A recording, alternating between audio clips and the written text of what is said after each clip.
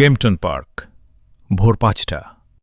যেখানে সামোসার গন্ধে ঘুম ভাঙে পুরো শহরের, বড় মিয়ার ধ্যান সামোসায় আর ছোট মিয়ার মন পড়ে থাকে বাজারের এই অবলা জীবগুলোর দিকে।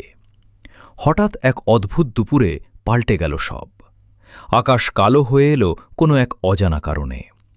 ভিড় ঠেলে সামনে এলেন এক বৃদ্ধ। কেউ তাকে চেনে না, কেউ তার দিকে তাকাচ্ছে না। খুব খিদে পেয়েছে বাবা, একটা সামোসা দিবে? কিন্তু বৃদ্ধের পকেট যে একদম খালি। ব্যস্ত বড় মিয়া ফিরিয়ে দিল তাকে। সামোসার বদলে জুটল তাচ্ছিল্য। বড় মিয়া দেখল নিমিয়া দেখল না, কিন্তু ছোট মিয়ার মনটা যে বড় মিয়ার চেয়েও বড়।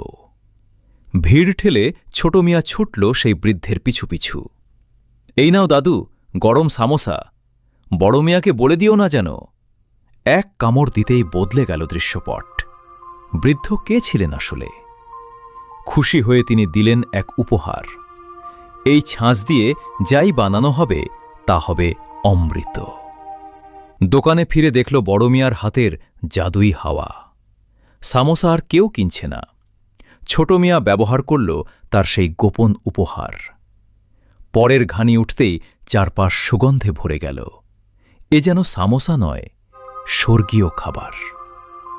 কেম্পটন পার্কের ইতিহাসে এমন স্বাদ আগে কখনো কেউ পায়নি।